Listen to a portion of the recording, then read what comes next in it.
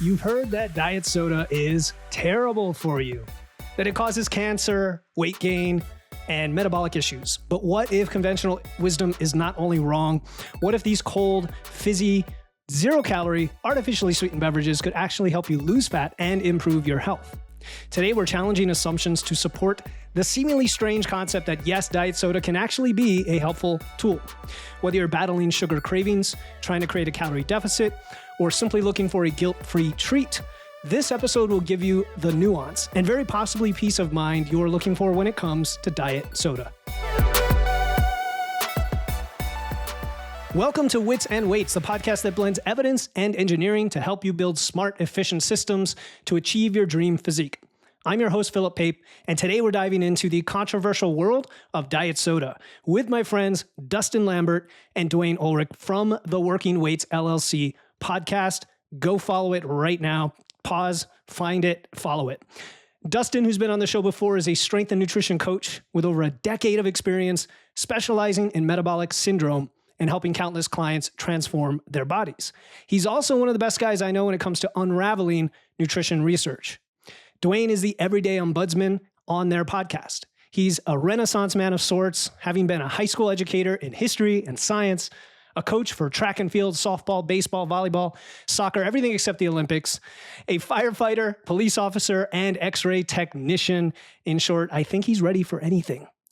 Today, we're going to discuss how diet soda can fit into a smart nutrition plan and examine the potential health benefits, which might surprise you.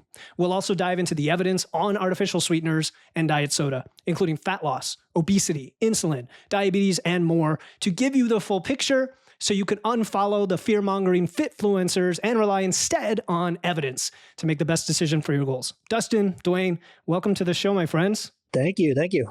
Glad to be here, man. Glad to be here. It's an honor. So I actually want to start with Dwayne as the everyman on Buzz. Break the ice, dude. Just get it out of your system. Okay. And Dustin's ego is going to be just fine here. So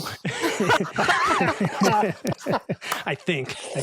So here's my question for you. Super simple. What are some of the scary things that you've heard about diet soda over the years? Well, I haven't really heard a lot of things that I would per se say scary, but when I took a deep dive off into the ingredients and what the sweeteners were, kind of freaks me out a little bit. The only thing and my interest in diet sodas came to me when I heard about, I believe it was I think maybe the Army or something. The guys really wanted a lot of Diet Coke.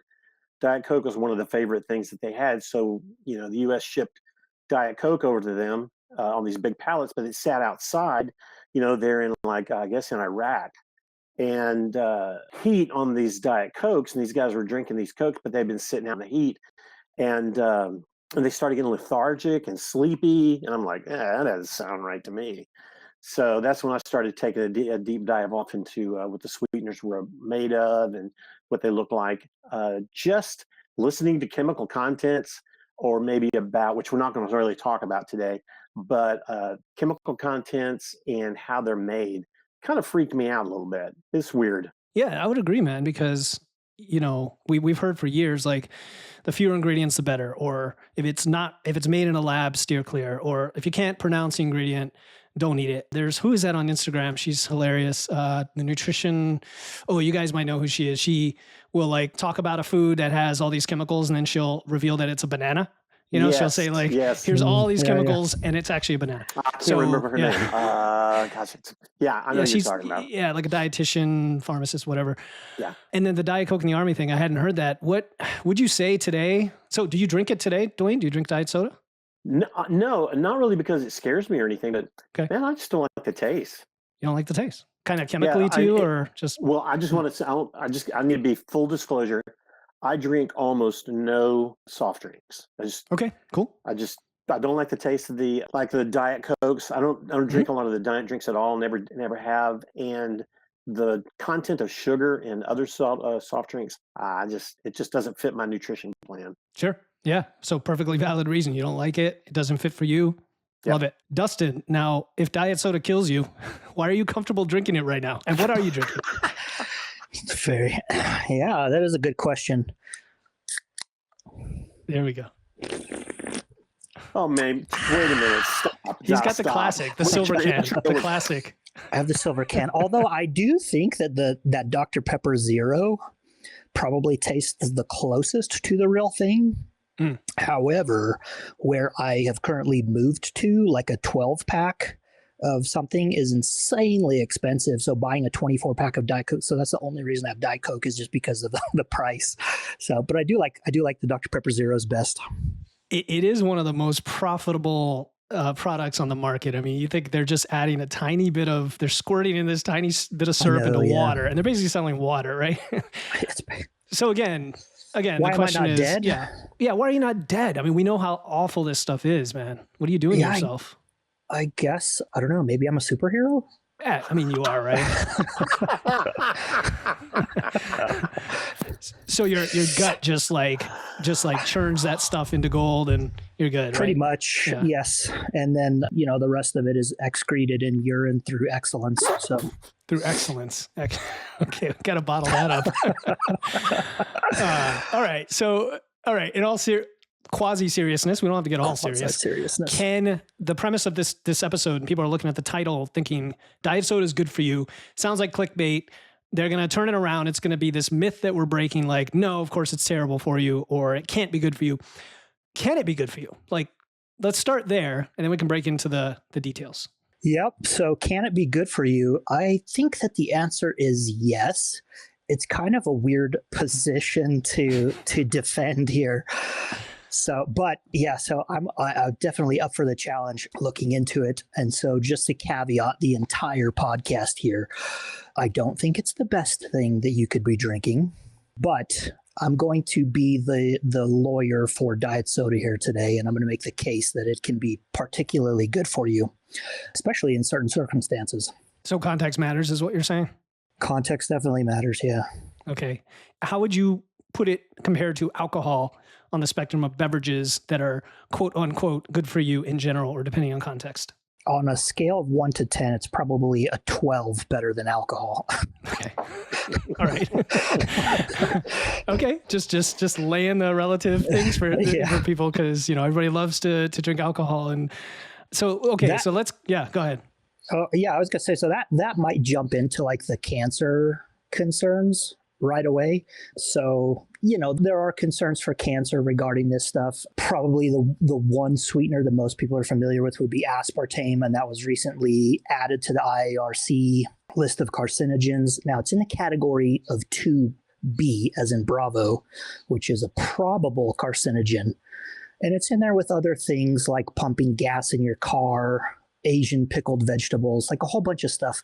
And it's hard to argue against the word probable. Like, is stuff probably carcinogenic? Yeah, probably. Alcohol, on the other hand, is a definite known carcinogen. I believe that's class 1. I could be wrong. So there's class 1, class 2A, class 2B. And then you have class 3, which is just not at all. So alcohol is, I believe it's a class 1 carcinogen. So on the basis of, whether it causes cancer or not, like, should you drink diet soda instead of an alcoholic beverage? Yeah, absolutely, yes. Mm-hmm. And that's a great point right there. I think we're going to hit on throughout the show. A lot of this is relative. It really is relative. I was on a show recently, and I'm not going to name names, a very established nutrition coach who was asking me about some of these corner cases and things. And I said, in a flexible diet, in context, these things are okay in small amounts. No big deal. If it works for you, what I want to do is take somebody from a 60% ultra processed standard American diet with probably 3 cans of regular Coke to something better than that, at least as step 1, and then continue down that line. So this kind of all or nothing, like, we need to eat clean, we need to cut everything out. How dare you tell your clients that they can drink diet soda? I think it's self-righteous at best, and then it's unhelpful at worst. So if someone says, okay, why, if there's a probability, right, in quotes, of it being cancerous, why just be safe? Better safe than sorry. Why not just avoid it completely because of that? Yeah, you could make that argument. And again, context matters. So, it really depends on where you're starting from. So, like you said, you want to take somebody from an ultra processed diet where maybe they are consuming sugar sweetened sodas or other sugar sweetened beverages. And we want to gradually over time get them to something that's more whole food, single ingredient. You're consuming water, tea, stuff like that. So using it throughout that process, and then even, during fat loss phases for if you're periodizing your nutrition plan, which you should be, it can be quite helpful in those cases. Like formalizing this logically wise, though, to make that argument, well, if it's probably carcinogenic, why don't we just avoid all the things on the probable carcinogen, right? Stop driving your car. Yeah. Stop wearing clothes that have dye in them, Using cell phones. Yeah. Stop using cell phones. Using cell phones, yeah. Or being in the sun. Let's be like, yep. Right? Yep. Going out in the sun. Yep. So, Dwayne, what are your thoughts on, again, the everyday guy, nutrition plan, thinking about where you've come over the years, a lot of it with Coach Lamby's guidance, actually. Is there something that you continue to enjoy that's like a little bit of a vice where it doesn't matter because, what you do today in context is significant improvement from where you were before? Oh man, so I don't know if that's a fair question in this context because my vice is ice cream. So let's stick to soft drinks. Well, what about all the ingredients in ice cream? Well, that's another podcast. Yeah, no, okay.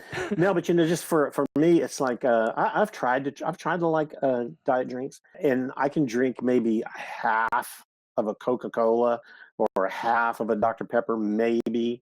Just after 2 or 3 or 4 sips of it, I'm done. But I just wanted to add on to something you guys were talking about, especially in the aspartame thing.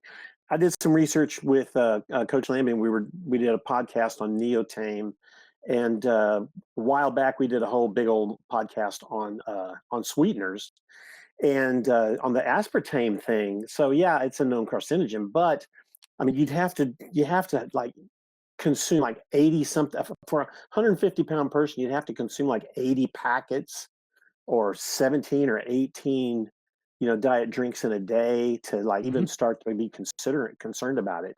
So it's like the thing you guys were just saying, don't go outside, don't breathe air.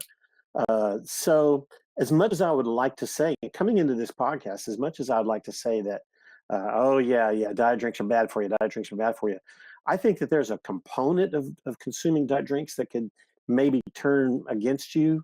But man, I can't find a solid reason to say no, or that it's bad. Okay. I can't. Yeah. And I know what you're alluding to. We'll dive into some of the arguments people make against it besides the artificial sweeteners. We'll definitely go there. But before we get to that, I just want to kind of close out the topic here on maybe from Dustin's standpoint, as the expert here, having looked at a lot of these and talked about them a lot on his podcasts, the different sweeteners. We have aspartame, we have sucralose, we have stevia, which is not artificial technically, right? And we have neotame, which you guys talked about. What are the differences? What is the history and composition of those that we need to be aware of as we make these decisions? In the grand scheme of things, I don't think we need to be aware of composition and how they're made and stuff. So so we have different sweeteners. We have some that are natural. We have some that are synthetic. Aspartame, I think I probably could make a good case that aspartame is about as unnatural as cheese is, because quite frankly, it's just 2 amino acids that are bonded together through a process of fermentation. Now, it looks really scary when you look at pictures of the vats and everything and how fermentation is done. However, when you look at how butter is made today and how cheese is made today, prosciutto. Don't get me started on prosciutto, man. Yeah. So, aspartame. Yeah. So the history of most of these things, as far as like maybe stevia and some other stuff, you can go down to the hardware store like Lowe's or Home Depot or something and buy a stevia plant, right? And you can touch the leaves or taste the leaves and they're sweet. So the process of getting sweeteners from plant sources and stuff is just kind of like the same as tea. You kind of boil them in water, boil the leaves or whatever in water, and then through a process of distillation, you remove the water from that and you're left with the sweetener. Synthetic sweeteners, on the other hand, some of them are made from natural chemicals and some are from man-made natural chemicals. Some of the processes can be scary to think about. In the grand scheme of things, knowing what they're made of or how they're made, I don't think is important. But knowing the upper limits, as Dwayne alluded to, so we have ADIs on these things. That's the advisable daily intake. And that is set really conservatively low from what is known as the no observable adverse effect level. It's usually 100 times lower than that. And that is usually comes from rodent studies where we give rodents tons and tons and tons of this stuff till we start to see that bad things happen to them, right? And so we say, okay, at this amount, which is usually like milligram per kilogram amount, they'll usually bring that down 100-fold to give us our ADI. So it could be the case for some of them, like sucralose and saccharin, the ADIs on those are a little bit lower. So it might be like 5 diet sodas a day versus something like aspartame, which is like 17, where you're reaching the ADI. So you do run the possibility of reaching that upper limit where you may start to see some bad things happen. But I think that's the thing to be concerned with. What contains sucralose? Just tell it so the listener's aware. Yeah, let me see. So sucralose is known as Splenda. So anything that has Splenda in it. Yeah. Splenda, yeah. Yeah, and I believe most like typical diet sodas have aspartame, but they also have combinations. Yeah, ACE-K would be the other one, or acyl-sulfame potassium. Acyl-sulfame potassium. Is that in the same boat as Splenda, or is that more like aspartame in terms of the toxicity level? Well, toxicity, yeah. So it's more like aspartame. It isn't really a natural thing. So an interesting little tidbit about ACE-K is ACE-K can actually be used to detect how much urine is in pools because we don't metabolize it. So every bit of it you excrete like 99.99999% of the acyl-sulfame. And so they've actually done some studies, and an Olympic-sized swimming pool on average contains about 70 gallons of urine. So, okay. All right. Hey, I'm glad you brought the Olympics into this. We'll get the transcript will have SEO.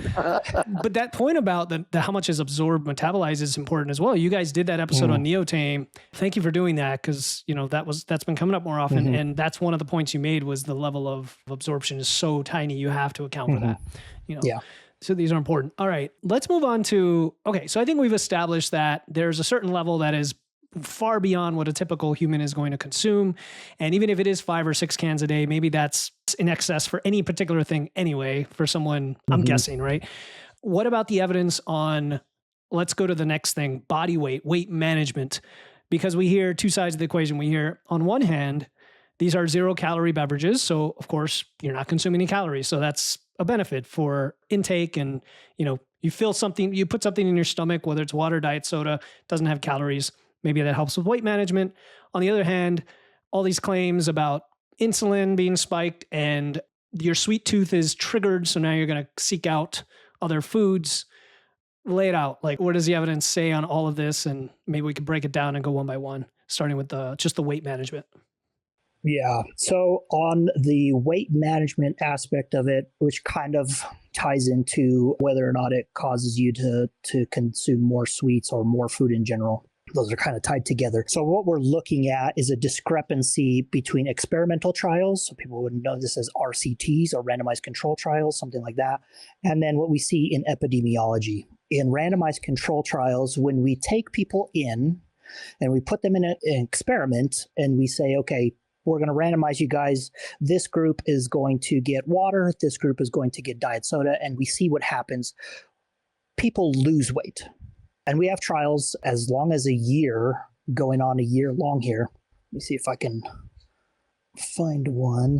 Yeah, so we have one titled Non-Nutritive Sweetened Beverages versus Water After a 52-Week Weight Management Program, a randomized control trial. This is by Joanne Harold and colleagues, done in released in the Journal of Obesity in 2024. So very recent stuff. Yeah. So when we put people through these trials where we're actually randomizing them to one group or the other, and we're going to replace sugar sweetened beverages with either an artificially sweetened beverage or some other beverage, normally it's water, we see weight loss. We also see better adherence to weight management, weight loss management, right? So people tend to lose more weight in the artificially sweetened beverage trial versus water, and they also are able to maintain more weight loss than the water arm. When we look into epidemiology, what we see is that higher rates of adiposity, obesity, overweight, BMI, all that stuff tends to correlate with higher intakes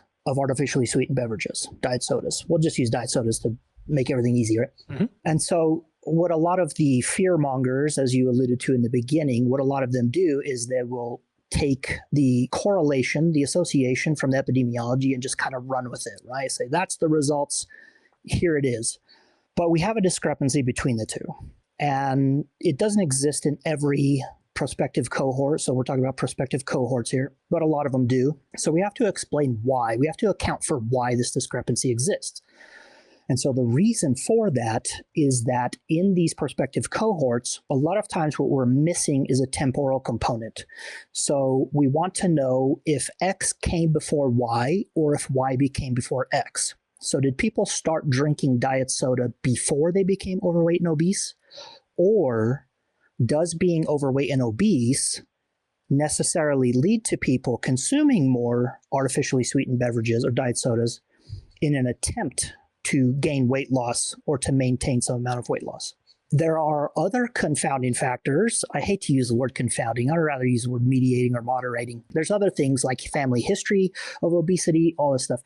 And when we look at the cohorts and we take the ones that we actually have data for, that we can actually make those adjustments, right? So reverse causality is what we're looking at. Did diet soda cause obesity, or is obesity causing the consumption of diet soda? That would be reverse causality. And we adjust for all of these things.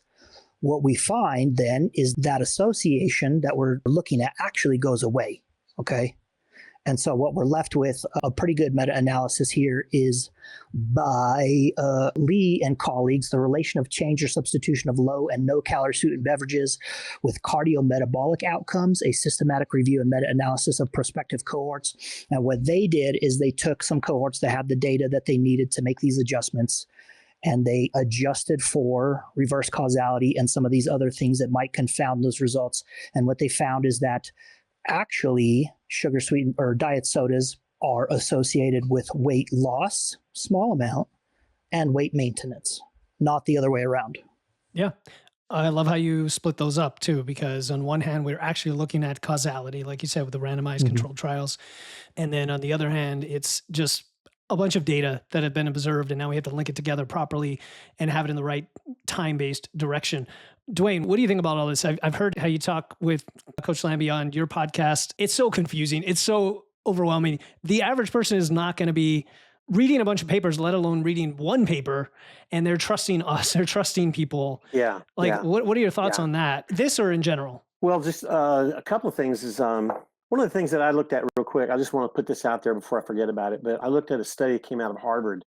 And so, like for some of the sweeteners and some of the soft drinks, particularly aspartame, had a tendency in animal trials to affect the animal's brain in such a way that it didn't know when to stop eating. Now, that sounds like I'm fighting for the other side. I believe that what the data shows, as Coach Lambie showed it, is that it helps a little weight. It can help you with the weight loss, or at least maintain. And that seems to be the overwhelming deal there. But anecdotally, I see people that in my own life, just people that I know, that they drink a lot of artificially sweetened soft drinks. For them, they maintain. Most of the time, they maintain. I know people that are already obese that drink artificial soft drinks. Do they get bigger? Not over my experience, not for as long as I've known some of these people.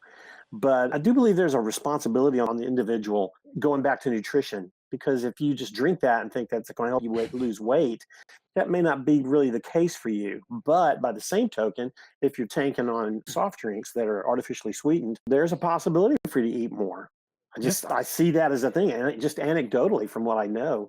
And then when I go look at things like the Harvard study, I'm like, maybe there is some causality there. It kind of helps you forget when you need to stop eating. I do see that. But so what is it? I can't find any reason to tell somebody you shouldn't drink that because you're just going to gain weight. Mhm. That doesn't make sense. It's just not a sensical conversation or an argument. And when you look at the data, like Coach Lambie just went through, yeah, it doesn't really bear out. I mean, yeah, there's a possibility that maybe it affects your brain and you just don't know when to stop eating. I think that's an exception more than it is a rule. Does that make Yeah, sense? no, it makes total sense. And you're hitting on the nuance here. There's so much nuance. What come to mind for me is if I had a client who, we're going to do fat loss, I'm not going to prescribe them Diet Coke. Right. But if they were drinking regular Coke and said, I really crave these things, I can't help, I drink them all the time, we'd have the discussion, have you tried Diet Coke? Like, why don't we try that? Like, let's experiment and see. Yeah. Right. And that's one thing that comes to mind. Another is I think we're trying to add the nuance so that people don't think like Diet Coke absolutely causes weight gain, because we see that that's not the case either. Correct. And things are personalized. And you're right. Who knows with the context of these individuals? I grew up in households that there was a lot of Diet Coke consumption. And you're right. I see it in obese populations. There's a lot of that. And like Dustin said, there's confounding mitigating factors going on. And maybe they just incorporated it at some point, hoping to lose weight, but nothing else changed. And now you're like, okay, what are we really looking at here? So the data is important, but also the individual, history with this. Do you think, Dustin, we cover the first piece, right, of it probably doesn't cause weight gain, and it probably is a helpful tool for a lot of people, especially when substituting something with calories? Mm-hmm. Yeah, okay. Just, okay, good. We're in agreement. Do you want me to elaborate on that? No, that was like I'm like blabbering. I'm rambling on here. No, let's go to the next thing, which is, what's the next thing? Enjoyment. So what about the fact that it tastes sweet, drink enjoyment, it has carbonation, all of that stuff? Where does that come in? Yeah. So it does taste sweet. So all of the sweeteners are some multiple thousands of times sweeter than sugar, which allows us to use a lot less of them. As Dwayne alluded to, he doesn't really like the taste of it. So, I'm with you. My clients are a little bit different than yours, where I'm dealing with people who are knocking on the doorstep of diabetes. And in those cases, I often am prescribing it. Okay. Because many people are drinking, 6 to 10 sugar sweetened sodas a day. And it's kind of like, well, hey, listen, like, I get it. There's more to this than just the food, right? Mm-hmm. There's a genetic aspect to it. There's also a psychological aspect to all of this stuff.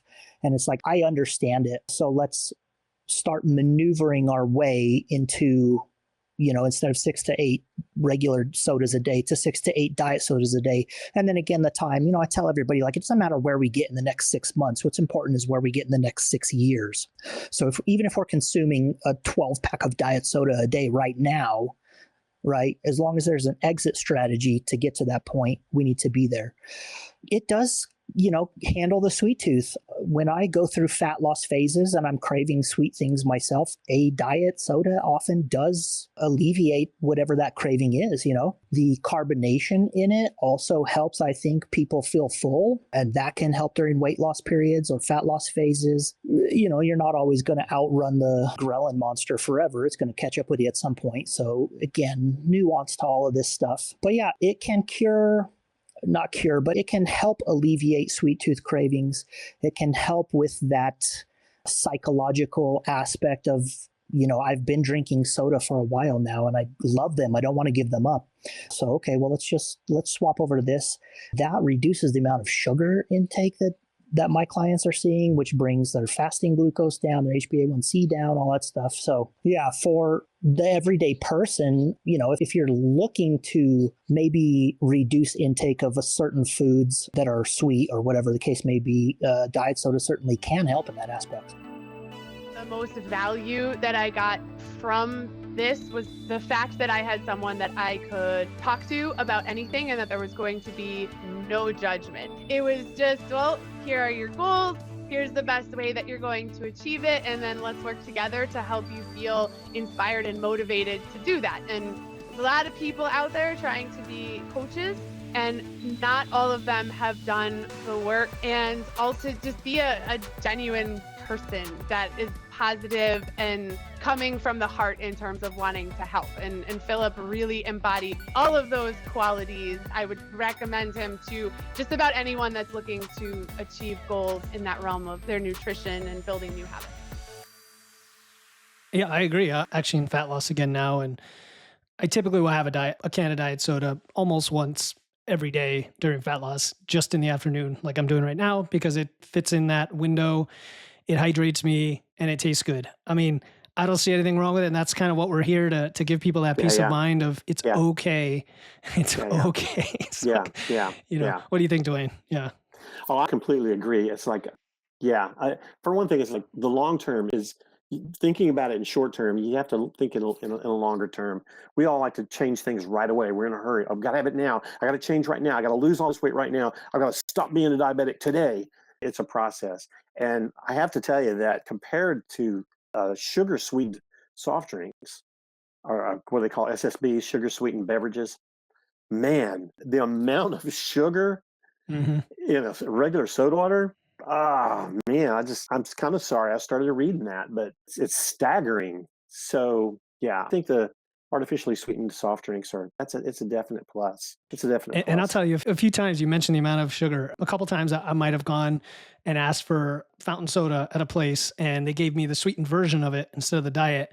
And usually I can tell, but they're really good with the Coke Zeros and everything. It almost tastes the same. So I'm drinking it and I'm getting that kind of sweet smacking kind of taste.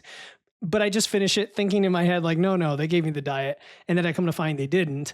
And I'm like, okay, that's 300 calories right there. Like, I just make sure to track it. Like, sometimes you can almost feel it feels like fur on your teeth. What was that? Yeah. Of course, like you said, some people don't like the artificial sweetener, and you don't have to drink this stuff. We're not saying it. And there could be haters and trolls on this. In fact, I welcome you guys who are like, how dare you tell us to drink any diet soda, eat any seed oils, blah, blah, blah.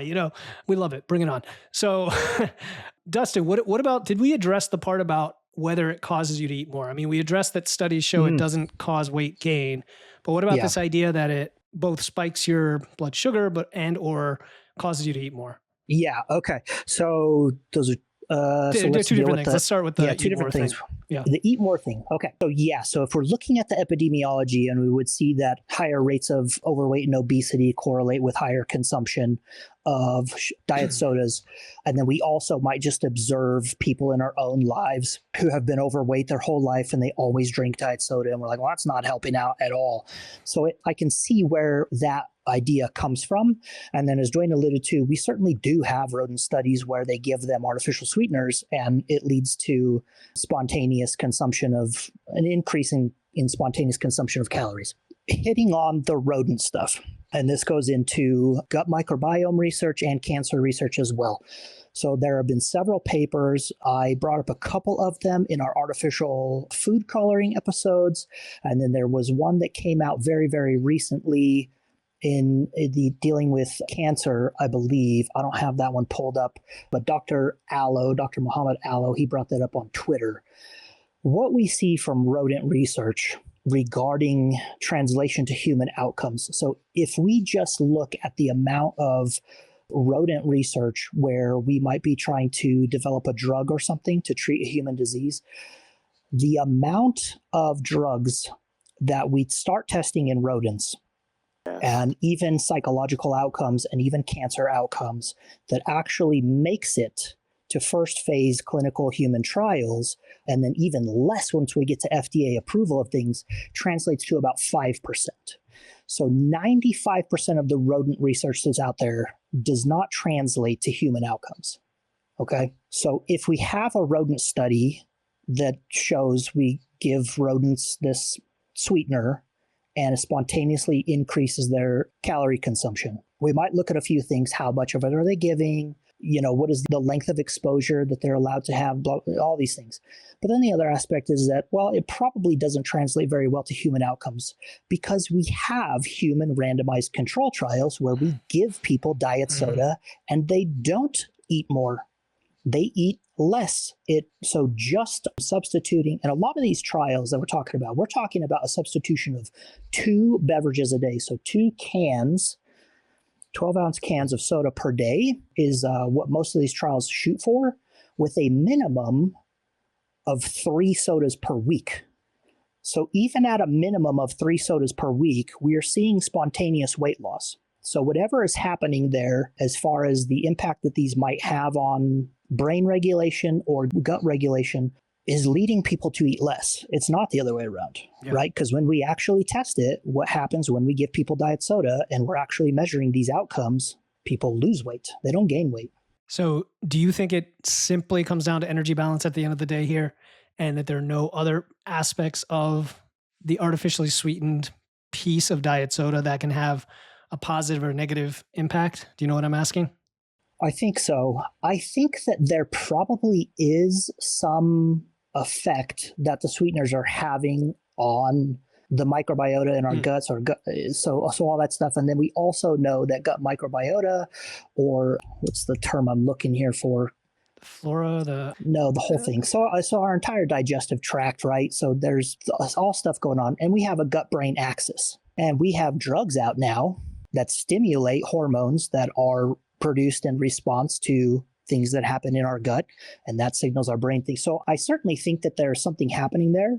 We do know that there are changes that happen to certain microbiota or flora within our gut when we consume. A lot of people take that as being negative. However, when we look at the outcomes, I would have to say that those changes have to be a positive effect, because we're seeing the outcomes that we want to see. We're seeing people lose weight. We're seeing lower fasting glucose numbers. Long-term HbA1c it comes down a little bit, but a lot of those trials just aren't long enough to notice a change there, or they're not looking at it, so does it just come down to calories? Like, is it just that I'm replacing 150 calories with 0 calories? I don't think so, because the amount of weight loss that we're seeing would lead us to believe a little bit more. I think that whatever's happening to the changes in the gut and the changes, whatever may be happening in response to that in the brain, is spontaneously causing people to eat just a little bit less. It's not huge, all right? This isn't magical, and it's not the staff of Moses here. So yeah, but I think that there is something else to it.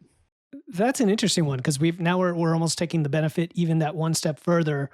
The gut health thing is talked about more often now as a negative. And like you said, maybe there's something else going on. If we use the transitive property, right? Like if you do this and then on this side, it results in weight loss, and we know gut health and cognitive function, whatever, also affects that weight loss beyond what energy balance would explain. Therefore, the diet soda is doing something. I mean, I get that logic. We have the comparison to water. So we have 0 calorie versus 0 calorie. And in the diet soda arms, they lose more weight. So there has to be something that's happening there that's causing just a little bit more of a calorie deficit, which we can only assume is people are eating less. Yes. Could it be the satiety effects of it? Have they compared carbonated carbonated pure water as well to soda? Yep. So so when we compare the diet soda to the water arms, the people are allowed to have carbonated beverages. And a lot of these trials are free living trials. It's not a metabolic ward study. A lot of these are free living, right? So people are just at home doing stuff. So what happens when we give people diet soda and they're at home and they're not advised to try to lose weight, and we're looking at a carbonated, artificially sweetened beverage? And a lot of these are not just diet soda, but it's also the waters that you can get, the flavored and sweetened waters that are 0 calorie, they're carbonated. But in the water arms, they also are allowed to have carbonated water. So it's not just an effect of, well, maybe this one has carbonation and this one's plain water. There's something more there.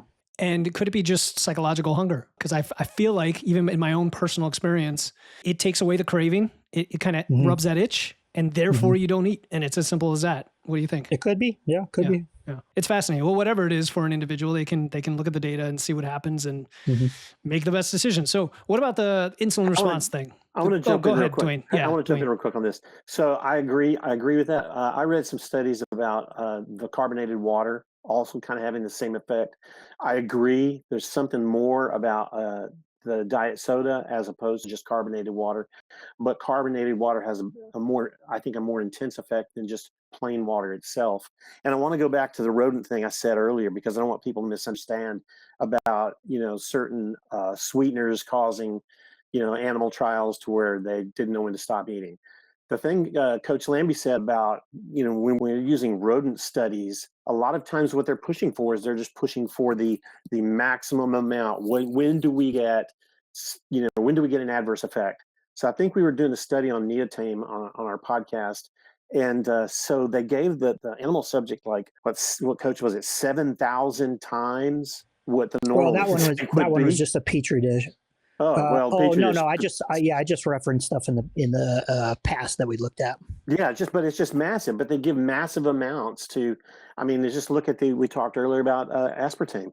Well, good lands, you've got to drink 17, 18 sodas and before there's any adverse effects. So yeah, I don't want people not to be even that. That's just to reach the ADI. Yeah, and I don't want people to be misled by that's, oh my gosh, and something bad's going to happen. So there's obviously something happening in the gut biome, that something's happening down there. I don't really know what it is, but I think it's effective. Yeah, it's funny you mentioned, and the rodent stuff is, I did an episode about protein, the longevity guys pushing low protein based on rat stuff. And I drew the line there. I'm like, no, we're not doing that. Yeah. Okay, let's talk about insulin response. Because I think that's the other one here, right? Because you do talk about prescribing this for diabetics as an alternative to sweeteners. But let's take people who maybe weren't drinking diet soda at all. Maybe in randomized controlled trials, they've looked at this. You add it in. Does it affect your blood sugar? Yes, it affects blood sugar. So we can speak to the fear mongers, because I think this is another criticism that people have about it, is that, well, this thing is sweet, right? And when you taste it, your brain thinks it's receiving sugar, and that stimulates the production of insulin, and that leads to insulin resistance. Okay, so not even just going into trials, but if we just logic this this argument out here, okay? So let's just say, for the sake of argument, that's happening, right? As soon as it hits your taste bud, your brain goes, there's sugar, release insulin. Well, number one, that's not how insulin is released. Again, let's just say that it is, all right? So let's say that it's a big bolus of insulin, right? So your brain thinks that you're getting 7 teaspoons of sugar. And so it signals to your pancreas to release the amount of insulin to dispose of 7 teaspoons of sugar. If I woke up first thing in the morning without eating anything, and I drank this diet soda here, and my pancreas released enough insulin to dispose of the amount of sugar that would be in a sugar-sweetened soda, I would go into hypoglycemic shock, right? It would induce vomiting, it would induce nausea, I would probably lose my vision, and I would most likely become unconscious. Now, that's not happening because I haven't eaten anything today, and I drank this monster, and I am also drinking this Diet Coke. So that's not happening. Okay, so it's not a large bolus of insulin. Maybe it's a small one, right? Maybe it's a little bit. Okay, fine. Let's say that that's happening. If you are of the position, which most of them are, that high blood sugar is bad and you need to reduce that, and you should be having as little amount of stored glucose in your liver and your muscles and everything as glycogen as possible, what would small amounts of insulin do if I just had this diet soda and I didn't eat anything, and I had high blood sugar and I had fatty liver maybe, and fatty liver can come from excess glycogen within the liver? Well, these small amounts of liver would reduce my homeostatic blood sugar, my blood glucose level, right, fasting glucose levels, just a little bit. And that reduction would signal glucagon to tell my liver that blood sugar has come down. Please release some glucose into the bloodstream to bring us back to homeostasis. If I did that several times a day over the course of weeks and months, what I would end up with is a liver with lower glycogen stores, and also lower glycogen stores in my muscle, and also a lower fasting glucose level. So if that were happening, I'm not really sure how you could make the case that that's a bad thing. Right? So that's one. Number two, it doesn't stimulate insulin. Okay, so the way insulin is stimulated is that your pancreas has a large artery, runs right through it, and it pulls blood out of that artery to sense how much glucose is floating around in your bloodstream. And that's how it knows how much insulin, right? And also receives some signals from the liver. The liver and the pancreas work together to keep blood sugar levels stable. That's why type 1 diabetics have such issues. Also type 2 diabetics, right? Because at some point they start losing control of that thing and you no longer have homeostasis. You start dipping into dangerously low levels or dangerously high levels. You can also, people love social media. There are tons and tons of videos of people out there wearing a CGM and will drink a diet soda and show you it does absolutely nothing. It does nothing. So they don't stimulate insulin. Now, let me put the caveat on it. A caveat. Okay, so I will say, as far as like an insulin resistance aspect goes, I have seen some stuff on sucralose that would give me pause in recommending that, right? So that's the Splenda, I think. Well, let me look. Yeah, Splenda. So I have seen some stuff. So there is another guy on YouTube, and he did a pretty good 3 or 4 week look into sucralose and looking at insulin resistance. And there's something there that gives me pause. I think maybe if you were to have, a little bit of that, so 1 packet of it or something in your tea for lunch, probably not going to be a big deal. But that would be the only one. All right. Yeah. Just want to put that to bed for people. Again, if you just look anecdotally and like you said, logically follow it through, people aren't getting, insulin shock as if they just injected themselves on a regular basis. Yeah. Because guess what? A lot of people are drinking them while they're fasting. So you would see this so often. So we'll take care of those intermittent fasters right now. Just feed them a bunch of diet soda. Yep. Okay, so that's good. So we're ticking off all the boxes here. I think, and we sort of alluded to how it, of course, helps with weight management. It helps with diabetes. Is there anything in the realm of cardiovascular disease, stroke we wanted to cover? Specifically, because obviously those risks also come down in concert with these other risks coming down. Go ahead. Yeah, those risks come down. So if you substitute some sugar sweetened sodas with artificially sweetened sodas, you're drinking diet sodas now, and you manage to lose some weight, obviously you're dealing with fewer carbohydrates coming in. That's going to have an effect on blood glucose level. Let's put all of that aside, right? And look at where we have adjusted for weight loss and other things. Do diet sodas have an impact in and of themselves on certain risk factors for cardiovascular disease, diabetes, and stuff? In terms of diabetes, I don't think that in and of itself it has anything. That really has to do with lowering your carbohydrate intake and also the weight loss. Now, there is an effect on blood pressure that's seen independent of weight loss, independent of anything else. And when we compare diet soda to water, again, what we end up seeing is a reduction of about 2.6 millimeters of mercury systolic. So that's the top number. That's independent of weight loss alone. We did an episode on coffee not too long ago, and we saw kind of a similar effect there. Now, what may be happening... Wait, so hold on. Are these caffeine-containing soda?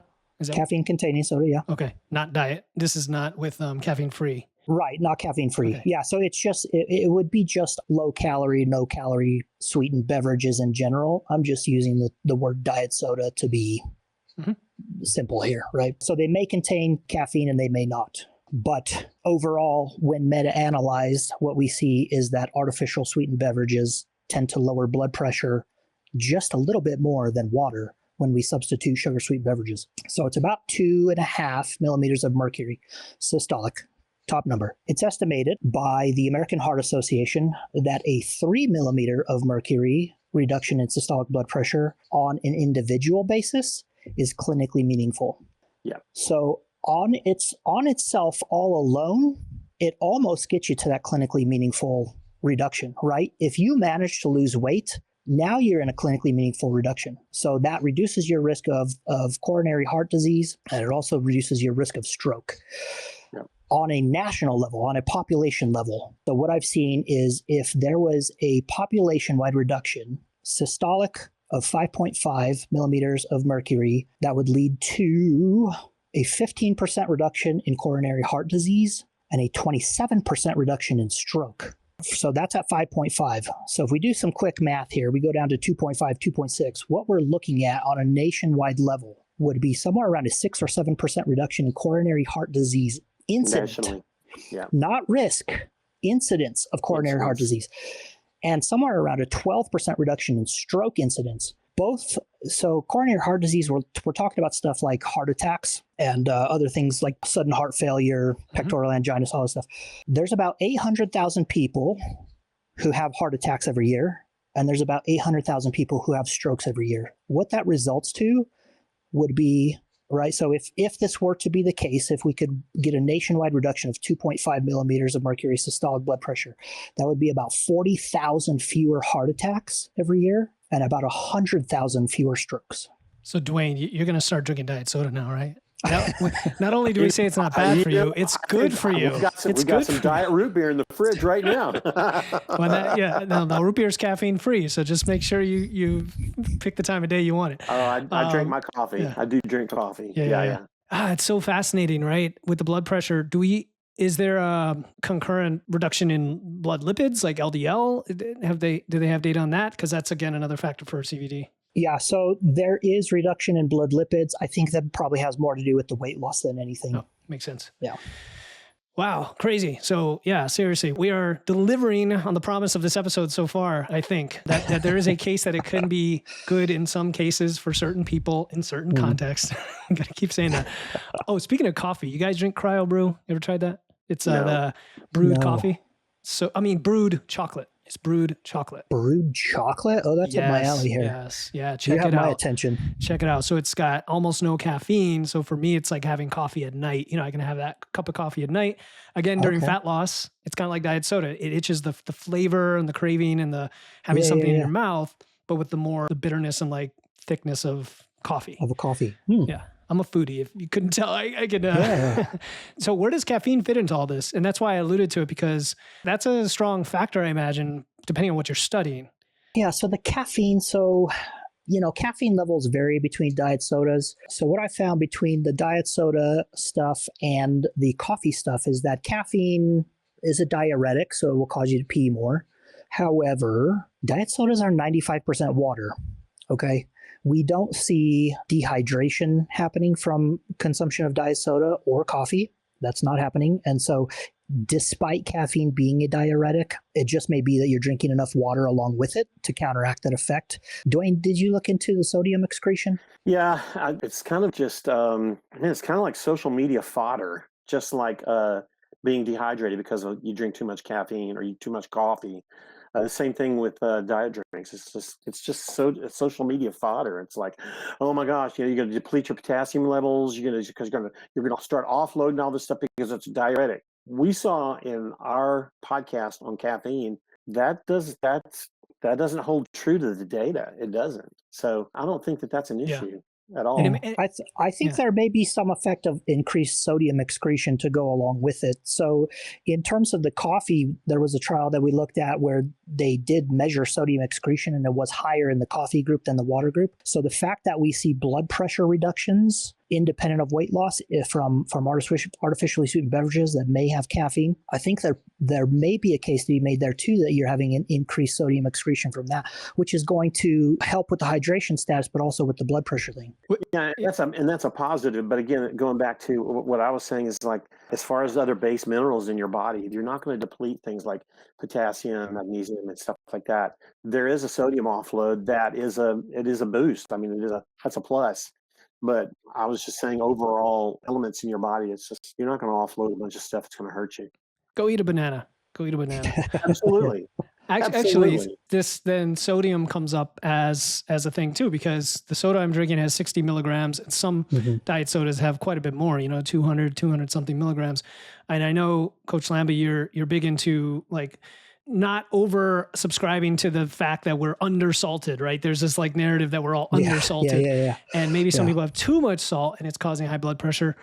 It's interesting because there is a lot of salt. I guess, I don't know, relative. Is it a decent amount of sodium that we should be worried about? It sounds like it reduces your blood pressure, so maybe not.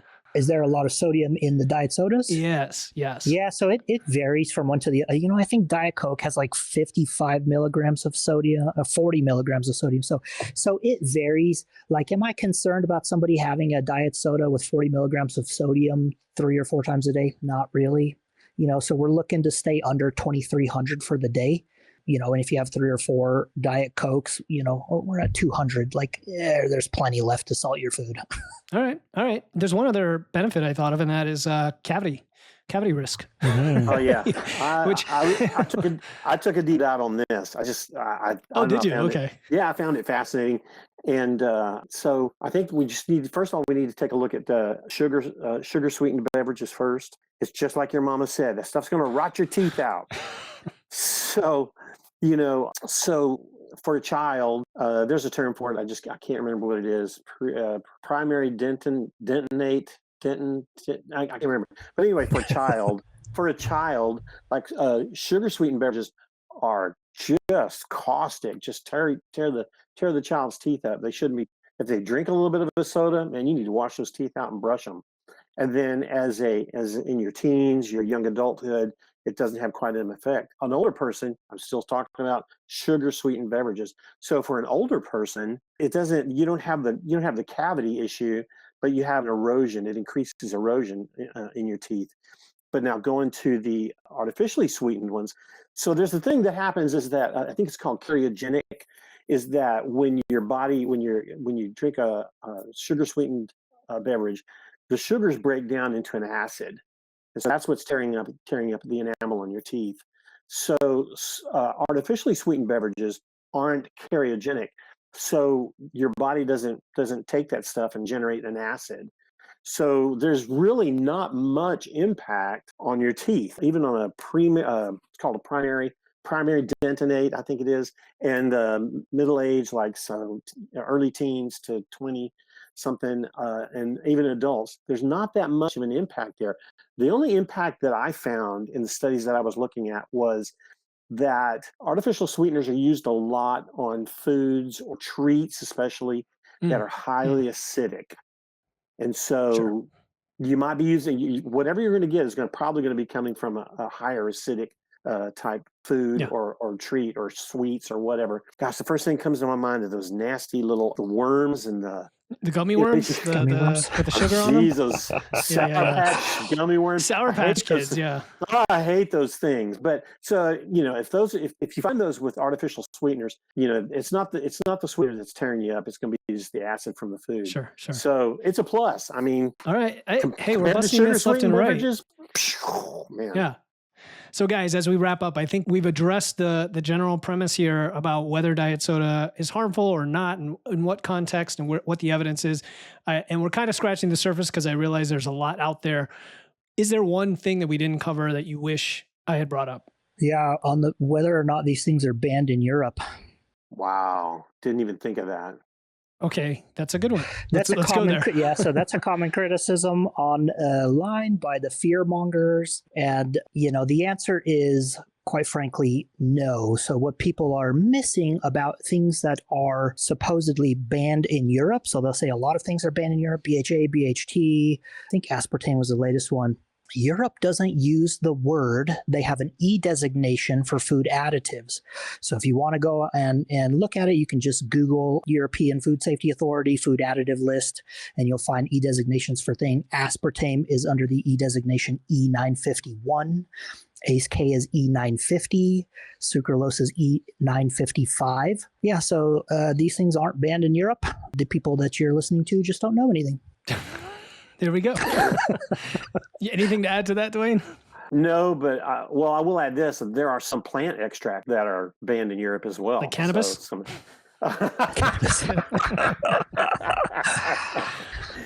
that's a podcast for one of us to do. Yeah. So, I'm with Coach on that. Yeah. Got nothing.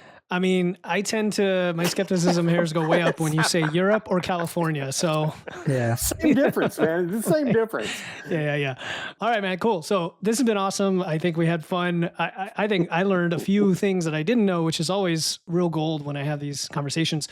I do want to ask you where you want people to find you guys, but since for sure you have a podcast, the Working Weights LLC podcast, is there a specific episode that I'm thinking the artificial sweetener one, but maybe another one that you want to send them to. We can throw it in the show notes. The artificial sweetener one would probably be good. It ties right into this. And then there is the artificial food dyes, I think would be another excellent one for people to listen to get a better idea on how to kind of understand the research regarding these food additives. Cool. Yeah, that's a good one. Especially people talk about protein powders, for example, which sometimes have the dyes in them, and they're consuming lots of them. So I'll include a couple of those in there. Where do you? I want to point them towards caffeine, the coffee caffeine thing. One. Okay, the coffee one. Yeah. All right. So we're gonna have a nice library of links in here. Point people to. Is there anything else you want to send them to? IG or anything else? Not really. I am on Instagram, but not terribly. I'm just not too terribly active on social media. So the podcast is probably the best way. Sounds good. Dwayne, same thing? Just go to the podcast? Go to the podcast. All right. Absolutely. All right, man. Well, thanks guys for coming on. Like we threw this together, last minute this week, and it came together really nicely. And I hope people learned a ton. That's the goal, is to learn, to be curious, to apply this to themselves, to ask questions. Don't just assume that what you see on Instagram is correct. And that's the way we do it. Thanks for coming on, guys. Yeah. Thanks for having us.